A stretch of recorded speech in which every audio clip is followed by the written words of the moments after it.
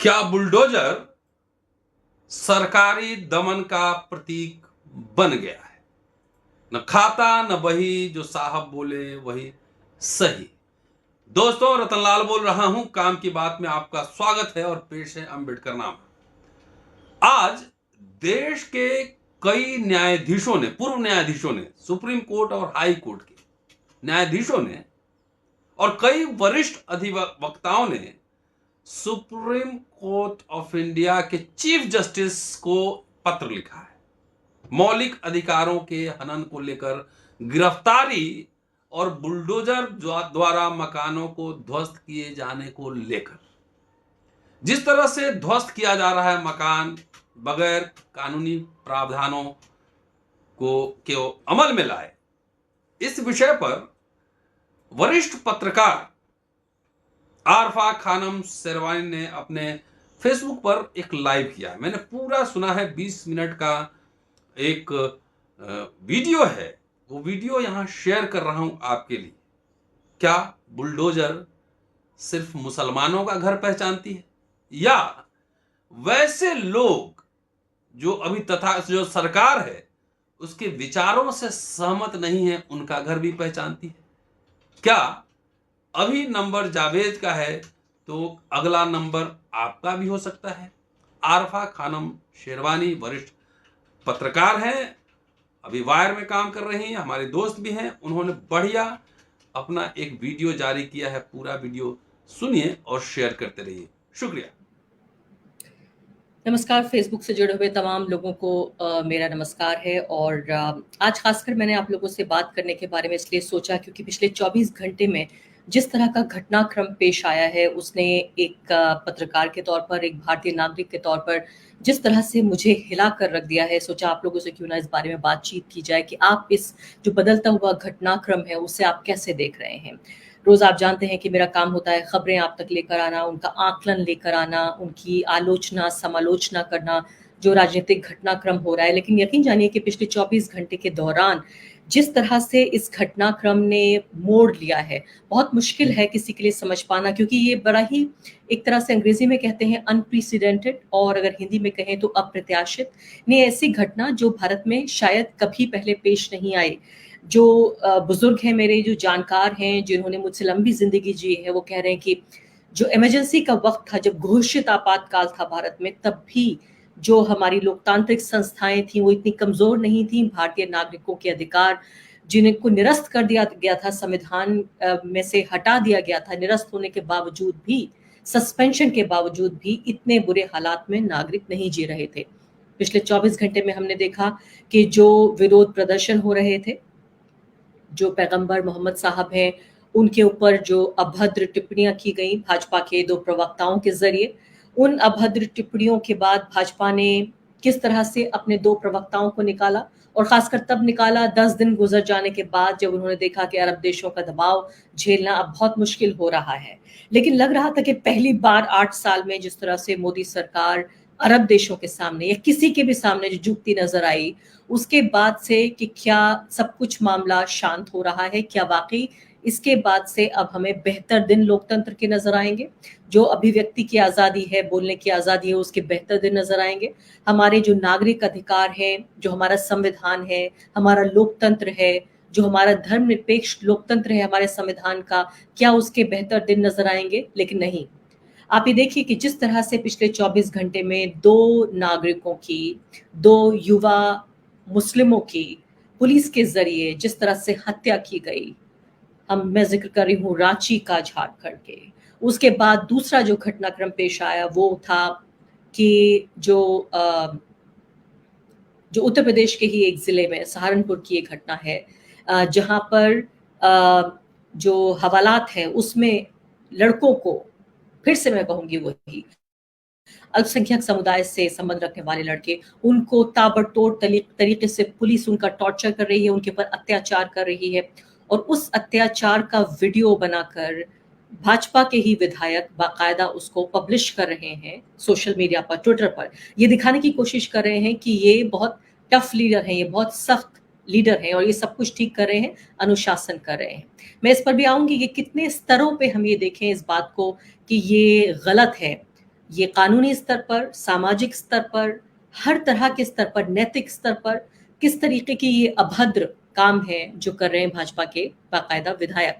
और तीसरी महत्वपूर्ण बात जिसको लेकर पूरा देश नहीं, इलाहाबाद शहर नहीं, प्रयागराज शहर नहीं, बल्कि पूरी दुनिया थर्रा गई है कि किस तरह से जो जावेद मोहम्मद हैं और उनकी बेटी आफरीन फातिमा, जो सिर्फ 24 साल की युवा लड़की है, यूनिवर्सिटी में पढ़ रही है अभी जेएनयू में, और उसके पढ़ने के दौरान अलीगढ़ मुस्लिम यूनिवर्सिटी में भी आफरीन जो स्टूडेंट्स यूनियन है उसकी प्रेसिडेंट रही, जो विमेंस कॉलेज है वहाँ अलग अलग है, विमेंस कॉलेज की अलग प्रेसिडेंट होती हैं और बाकी जो यूनिवर्सिटी के प्रेसिडेंट हैं वो अलग होते हैं। जो विमेंस कॉलेज है उसमें लड़कियां ही कंटेस्ट कर सकती हैं, लेकिन बाकी जो यूनिवर्सिटी के स्टूडेंट यूनियन है वहाँ कोई भी जो जेंडर है वो उसका व्यक्ति कंटेस्ट कर सकता है इलेक्शंस। तो काफी बहादुर लड़की मानी जाती रही आफरीन, जो कि सत्ता की आंख में आंख मिलाकर वो बात करती थी, देश के युवा पीढ़ी का एक तरह से प्रतिनिधित्व करती थी। आफरीन ने अपने को कितना बेचारा, कितना एक तरह से कमजोर, कितना लाचार पाया कि उनके घर को कुछ ही घंटों के अंदर ढहा दिया गया। बुलडोजरों की जो पॉलिटिक्स है वो हमें एक ऐसे मकाम पर ले आई है जहां ये समझ में नहीं आ रहा है कि किस तरह से हमारी अदालतें सो रही हैं, हमारे जो जो हमारी ब्यूरोक्रेसी है वो क्या कर रही है, जो ऑपोजिशन है वो क्या कर रहा है। ऐसा लगता है कि कुछ नेताओं ने, एक पॉलिटिकल पार्टी ने इस पूरे देश को एक तरह से अगवा कर लिया है। किस तरह से ये अगवा किया है, पूरी तरीके से हॉस्टेज बना लिया है इस पूरे देश को, उस पूरे देश के सिस्टम को। हमने देखा कि जो 75 साल के अंदर आज़ादी के बाद से लेकर अब तक जो अमृत महोत्सव हम मना रहे हैं, आज़ादी का अमृत महोत्सव 75 साल बाद, लेकिन इसी आज़ादी को, इसी संविधान को किस तरह से कुचलने की जो भरपूर कोशिश की गई, क्योंकि संविधान अपने आप में या देश अपने आप में या लोकतंत्र अपने आप में कोई पेड़ पर बैठी हुई चिड़िया नहीं है। संविधान देश नागरिकों से बनता है। देश का मतलब होता है देश के नागरिक। अगर देश के नागरिकों के अधिकार सुरक्षित नहीं है, अगर देश के नागरिक अपने को सुरक्षित नहीं महसूस कर रहे, उसमें खासकर अगर एक समुदाय अपने को दिन ब दिन ज्यादा से ज्यादा असुरक्षित महसूस कर रहा है, तो ये लोकतंत्र की नाकामी है, ये उन लोगों की नाकामी है जिनके ऊपर संविधान को लागू करने की जिम्मेदारी थी। और इसीलिए बार बार जब भीमराव अंबेडकर का जिक्र आता है, हमारे कॉन्स्टिट्यूशन के, हमारे संविधान के निर्माता, उन्होंने कहा था कि कॉन्स्टिट्यूशन अच्छा होने से कॉन्स्टिट्यूशन कुछ भी नहीं होता, अगर जो विल पावर है, जो इच्छा शक्ति है, जिन लोगों के ऊपर जिम्मेदारी है इस संविधान को लागू करने की, अगर वो लागू नहीं कर रहे हैं ठीक से, तो संविधान अपने आप में खुद कुछ नहीं कर सकता। वो तो जाहिर है कागज का टुकड़ा है। बड़ा हमारा लंबा संविधान है, दुनिया का सबसे बड़ा संविधान है, सबसे लंबा लिखा हुआ संविधान है। उसके बावजूद भी कागज का एक टुकड़ा नहीं सही तो कुछ टुकड़े सही इतने बड़े देश के लिए। और खासकर यहाँ पे ये समझना जरूरी है कि जिस बहुसंख्यकवाद की राजनीति से हम अभी दो चार हो रहे हैं, उसी बहुसंख्यकवाद की राजनीति को, जिसे अंग्रेजी में कहा जाता है टिरेनी ऑफ मेजॉरिटी, यानी ऐसा ना हो जाए कि बहुसंख्यकवाद की राजनीति जो भी हम देख रहे हैं कि जो बहुसंख्या है, जिन लोगों की तादाद ज्यादा है, वही इस देश पर अपना एक तरह से राज चलाएं, उन्हीं की सिर्फ बात मानी जाए। क्योंकि ये खतरा हमेशा बना रहता है एक लोकतंत्र में कि एक लोकतंत्र जो है वो एक मेजॉरिटेरियन रूल बन सकता है, यानी मेजॉरिटी का रूल नहीं, मेजॉरिटेरियन रूल, यानी कि जो लोग तादाद में जितने ज्यादा हो उन्हीं की बात मानी जाए। और इसी के लिए, इसी को प्रोटेक्ट करने के लिए कि हर व्यक्ति का अधिकार, हर व्यक्ति की आज़ादी, उसका सामाजिक स्तर बराबर हो, उसको बराबर के मौके मिले, उसके साथ कोई भेदभाव ना हो, उसके साथ कोई हिंसा ना हो, हमारा संविधान बनाया गया। इसी मेजॉरिटेरियन, जो मेजॉरिटी, जो टिरेनी ऑफ मेजॉरिटी है, इससे बचने के लिए, जो जुल्म हो सकता है मेजॉरिटी के हाथों, बहुसंख्या के हाथों, बहुसंख्या का जो बल होता है, भारत ही नहीं बल्कि किसी भी देश के लिए ये बात, कहीं पर भी ये खतरा हो सकता है कि एक साथ अगर कहीं पर मान लेते हैं 100 लोग जमा हैं और 80 लोग अगर आके कहते हैं कि हम संख्या में ज्यादा है इसलिए हमारी बात मानी जानी चाहिए, और जो 20 लोग हैं अगर वो ये कहते हैं कि हम अपनी आवाज कैसे उठाएं, हम तो सिर्फ 20 लोग हैं, ये इतना ताकतवर समूह है, हम इसमें क्या कर सकते हैं। यहीं पर संविधान आता है जो ये कहता है कि चाहे आप 80 हो, आप 20 हो या आप 2 हो, आपकी जो ताकत है वो बराबर होगी। देश के प्रधानमंत्री के वोट की इतनी ही वैल्यू है जितनी वैल्यू किसी एक दिहाड़ी मजदूर के वोट की वैल्यू है। तो सबसे बड़ी बात कि पिछले 24 घंटे में जिस तरह से जो अंधकार देखने को मिला है, जो अंधियारा हमें नजर आया है, वो 24 घंटे में ये बता रहा है कि जो हमारा लोकतंत्र है उसके किस तरह के ढलान पर हम यहाँ पर नजर आ रहे हैं। यानी 24 घंटे के अंदर ही 2 युवाओं की हत्या, पुलिस कस्टडी में टॉर्चर, और इसके अलावा जीते जागते दिन दहाड़े कानून की हत्या करके, और किस तरह से घर ढाया गया। न सिर्फ कि घर ढाया गया, बल्कि उस घर का, यानी उस शव का जो जनाजा निकला, उसको भी किस तरीके से जो टीवी मीडिया ने, टीवी चैनलों ने जिस तरह से उसको कवर किया। यानी कि आप सोचिए कि घर आपका भी है, घर मेरा भी है। घर के दरो दीवार, पर्दे, बिस्तर, सोफा सेट, किताबें, कपड़े, जेवर, कागजात, खिलौने, बर्तन, कौन सी ऐसी चीज है घर की जिससे आपको कम लगाव होता है या जिससे आपको ज्यादा लगाव होता है। किस तरह से किरचे किरचे बिखेर के उस घर के, और एक तरह से उसका जो एक एक तमाशा बनाया गया। और उन तमाशबीनों में हमारे तथाकथित पत्रकार शामिल थे जो एक एक चीज उठा के कह रहे थे, देखिए अब ये पोस्टर मिल गया है, देखिए अब ये बैनर मिल गया है, देखिए अब ये झंडा मिल गया है। कैसे ये रेडिकल लोग हैं, कैसे रेडिकलाइज्ड लोग हैं, कैसे कट्टरपंथी लोग हैं। यानी हर तरीके से एक आदमी का पूरा पोस्टमार्टम, उसकी पूरी जिंदगी का, उसके जीते जागते पोस्टमार्टम किया जाता है जब व्यक्ति मर जाता है, लेकिन यहाँ जीते जागते मीडिया ने जिस तरह से आफरीन आफरीन का परिवार, उसका अपना जीवन, उसका जीते जागते किस तरह से पोस्टमार्टम किया, ये अपने आप में बेहद शर्म की बात है। एक ऐसे व्यक्ति के तौर पे भी जो मैं पत्रकार बरादरी से आती हूँ, और मुझे शर्म और अफसोस के साथ कहना पड़ रहा है कि आज हमारे जो पत्रकारिता है दरबारी सरकारी मीडिया की, उसकी हालत ये हो गई है कि वो सत्ता का सिर्फ चाटुकार ही नहीं है, सत्ता के आगे सिर्फ उसने घुटने ही नहीं टेके हैं, बल्कि सजदा कर रहा है। सिर्फ घुटने नहीं टेके, हाथ ही नहीं जोड़े, बल्कि सजदा कर रहा है कि हे प्रभु, आप जो कहेंगे वही हम कहेंगे। आप दिन को अगर रात कहेंगे तो हम रात कहेंगे, तुमको जो पसंद हो वो हम बात कहेंगे। यानी उससे भी आगे बढ़ के, जितना कि सत्ता उनसे नहीं भी उम्मीद कर रही है, उससे भी आगे बढ़ के जितना घिनौनापन कल दिखाया गया है, जिस तरह से जो पत्रकारिता के नाम पर, पत्रकारिता रूपी जो चीलें वहां पर मौजूद थी आफरीन के घर के बाहर, उसने लोकतंत्र को, भारत के मीडिया को, भारत के समाज को, और भारत का जो एक शांतिपूर्ण भविष्य जिसकी उम्मीद हर भारतीय नागरिक करता है, उसको किस तरह से तार तार किया है, उसको किस तरह से छलनी किया है, किस तरह से उनकी जिंदगियों का एक भद्दा तमाशा बनाया। शायद इतिहास कभी इसको माफ नहीं करेगा। हमारी मौजूदा पीढ़ी, और खासकर मैं ये कहना चाहती हूँ कि हमारी जो आने वाली पीढ़ी है, वो इसे कभी माफ नहीं करेगी कि एक परिवार, एक युवा लड़की, एक ऐसी छात्रा जो बहुत होनहार है, बहुत बहादुर है, एक ऐसी लड़की जो चाहती थी तो खुद डॉक्टर इंजीनियर बन सकती थी, जेएनयू में पढ़ती है, उसको क्या कमी है। उसके भविष्य का कौन सा ऐसा दरवाजा है जो बंद है, जो आफरीन चाहती थी कि, चाहती तो वो आंखें बंद करके अपनी जिंदगी एक तरह से एक सेल्फिश जिंदगी गुजार सकती थी, एक स्वार्थ की, खुदगर्जी की जिंदगी गुजार सकती थी। उसको क्या जरूरत थी कि वो दूसरे लोगों के लिए आवाज उठाए। अच्छे भले घर की है,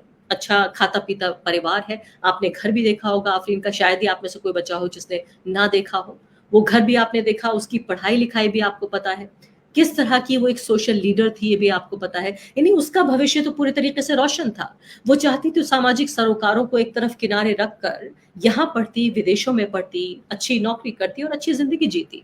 लेकिन इसी तरह के कुछ दीवाने होते हैं जिनकी वजह से लोकतंत्र बचा रहता है, जिसकी वजह से बोलने की आज़ादी बची रहती है, और ऐसे ही लोग कुर्बानी देते हैं भारत के या किसी भी समाज के उस भविष्य के लिए जहां तमाम खुदगर्ज, तमाम जो स्वार्थी लोग हैं वो अपने कमरों में छिपे हुए बैठे रहते हैं।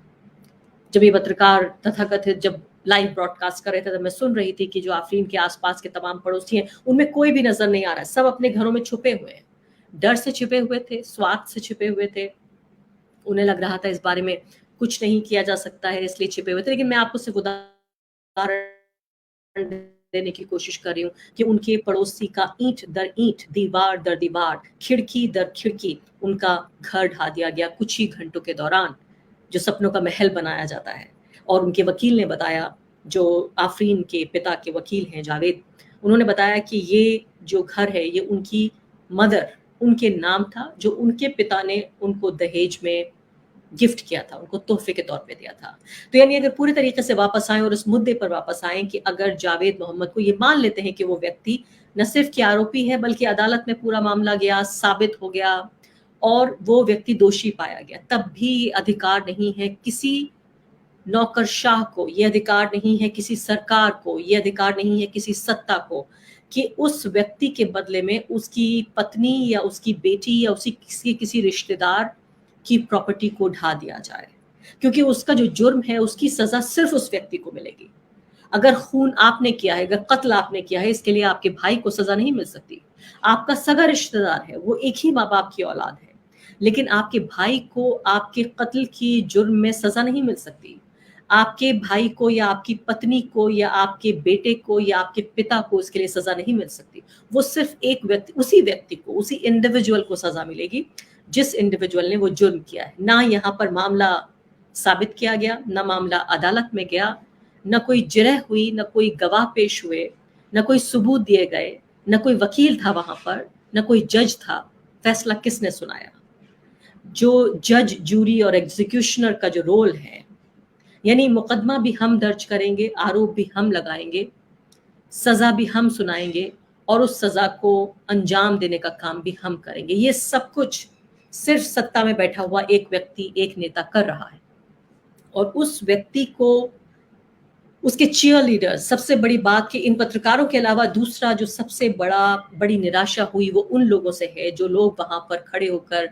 चीयर लीडिंग कर रहे थे, वहां खड़े होकर, या मैं कहूंगी सोशल मीडिया पर, जो कह रहे थे कि योगी जी बहुत स्ट्रांग लीडर हैं, बहुत टफ लीडर हैं। जिस तरह की एक बहुत ही घिनौनी मर्दानगी वाली राजनीति दिखाने की कोशिश हो रही है, मस्कुलिनिटी दिखाने की कोशिश हो रही है कि काफी देखिए ताकतवर है, काफी मस्कुलर है, और इस तरह की राजनीति हम कर रहे हैं। वो नो नॉनसेंस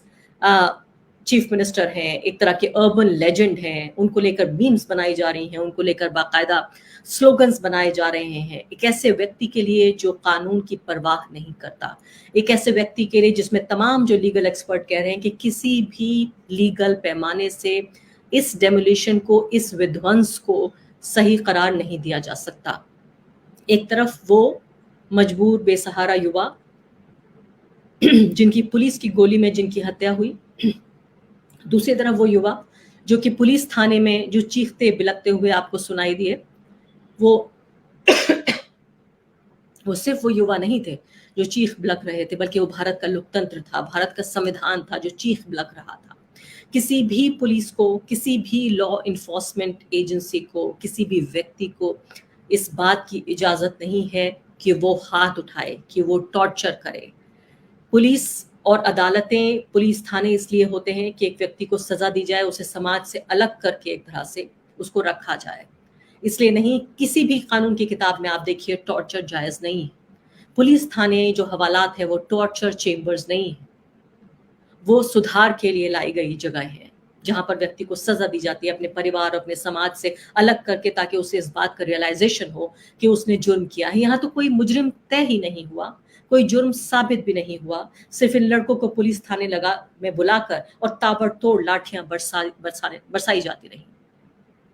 किस तरह से ये बात साबित होगी? किस कानून की किताब में लिखा है कि ठीक है? यहाँ एक बात बहुत सही है, जो जायज बात है, जिसको कहना जरूरी है कि प्रोटेस्ट करने का अपना एक तरीका होना चाहिए, उसमें किसी भी तरह की हिंसा की कोई इजाजत नहीं होनी चाहिए। पश्चिम बंगाल में कुछ लोगों ने, इन्हीं प्रदर्शनकारियों ने, जो लोग प्रदर्शन कर रहे थे, जो विरोध कर रहे थे पैगंबर मोहम्मद साहब पर जो अभद्र टिप्पणी की गई, एक ट्रेन को चोट पहुंचाने की कोशिश की गई, उसको हार्म करने की कोशिश की गई, इन लोगों की पूरे तरीके से निंदा की जानी चाहिए और इनको कानून के हिसाब से सजा मिलनी चाहिए। या जहां पर भी जिन लोगों ने हिंसा का सहारा लिया, पब्लिक प्रॉपर्टी को नुकसान पहुंचाया, उनको देश के कानून के तहत उसी अनुपात में जितनी उनका जुर्म है वो अदालत में ये बात जायज साबित हो और उस साबित होने के बाद उसी अनुपात में उनको सजा मिलनी चाहिए। ऐसा ना हो कि सुई की जहां जगह है वहां हम तलवार से काम ले रहे हैं। जिस काम को हम सुई से कर सकते हैं उसको हम तलवार उसकी तरह जगह इस्तेमाल करें। तो सबसे बड़ी बात यह है कि सबसे ज्यादा फिक्र यहाँ पर यह पैदा हो रही है कि जो देश का ऑपोजिशन है वहां पर कांग्रेस पार्टी उत्तर प्रदेश में, समाजवादी पार्टी, बहुजन समाज पार्टी और भी तमाम तरह की छोटी छोटी पार्टियां, उनमें से एक भी ऐसा व्यक्ति नहीं था जो जाकर ये कहता कि अगर आपको गुजरना है तो मेरे ऊपर से होकर गुजरना पड़ेगा, अगर ये बुलडोजर गुजरेगा। यहाँ पर सोचिए, वृंदा करात, मार्क्सवादी कम्युनिस्ट पार्टी, जिसका कोई अस्तित्व भी नहीं है, अगर इलेक्टोरली हम देखें, अगर चुनावी हिसाब से, राजनीतिक हिसाब से देखें, वो एक महिला यहाँ पर खड़ी हो गई और बुलडोजर हो गए। लेकिन वहां पर उत्तर प्रदेश में जहां की जनता ने बड़े मतों के साथ, ठीक है भाजपा जीती, लेकिन एक बड़ा जो सपोर्ट बेस है तैयार किया इलेक्टोरल, वो अखिलेश यादव को भी दिया। बहुजन समाज पार्टी भी, मायावती कई बार वहां की मुख्यमंत्री रह चुकी है। कांग्रेस पार्टी भी वहां पर अपना जनाधार बढ़ाने की कोशिश कर रही है। महिला हूं, लड़की हूं, लड़ सकती हूं। एक लड़की के ऊपर जब इस तरह का एक तरह से वार हुआ और वो संकट में आई, तो कोई लड़की नहीं थी वहां पर जो कांग्रेस पार्टी का जो पूरा नारा था, जिसने उस वक्त कम से कम नाकाम होता हुआ नजर आया। और आखिरी बात जो मैं आपसे कहना चाहती हूँ, कैसा लगता है कि जिस तरह से शर्मिंदा होना पड़ा, एक तरह का एम्बेरसमेंट हुआ नरेंद्र मोदी सरकार को कि उन्हें खाड़ी के देशों के दबाव में अपने जो दो स्पोक्स पर्सन थे उन्हें बाहर करना पड़ा पार्टी से, उन्हें हटाना पड़ा। एक तरह का एक वैश्विक स्तर पर जो एम्बेरसमेंट हुआ, उसकी एक तरह से सजा देने की कोशिश की गई है उन लोगों को जिन लोगों ने इस पूरे मुद्दे को उठाया कि अगर आप इस तरह से कुछ भी करने की कोशिश करेंगे तो आपके घर ढाए जाएंगे, आपको सजा होगी, आप जेल जाएंगे, आपकी जिंदगी तबाह कर दी जाएगी अगर आपने इस तरह की कोई भी कार्रवाई करने की कोशिश की। और साफ तौर पर ये जो संदेश है, ये एक समुदाय को है और ये संदेश समुदाय तक पहुंच रहा है कि भारत के लोकतंत्र में, संविधान में, किताब में आपको बराबर का दर्जा मिला है, लेकिन जो लोग इसको लागू करने की जिनकी जिम्मेदारी है, उनकी नीयत ठीक नहीं है। वो आपको बराबर का दर्जा नहीं देना चाहते, बल्कि वो आपको दोयम दर्जे के नागरिक के तौर पर आपको रिड्यूस कर देना चाहते हैं, आपका कद घटा देना चाहते हैं, संविधान की जो आत्मा है उसके ठीक बरक्स। तो ये सोचने का लम्हा है कि आखिर अपना हमारा जो देश है, जिसको हमने 75 साल में बनाया, जो सैकड़ों साल की हमारी सभ्यता और संस्कृति है, एक शांतिपूर्ण सह अस्तित्व की, जो को एग्जिस्टेंस की, पीसफुल को एग्जिस्टेंस की जो हमारी पूरी विरासत है, उसको क्या हम कुछ मुट्ठी भर लोगों के हाथों क्या इस तरह से तबाह बर्बाद होने देंगे? आप अपने कमेंट्स मुझे भेजिए, अपने सेक्शन में, कमेंट सेक्शन में लिखिए और मैं इनके जवाब देने की कोशिश करूंगी। बहुत बहुत शुक्रिया फेसबुक के जरिए मुझसे जुड़ने के लिए।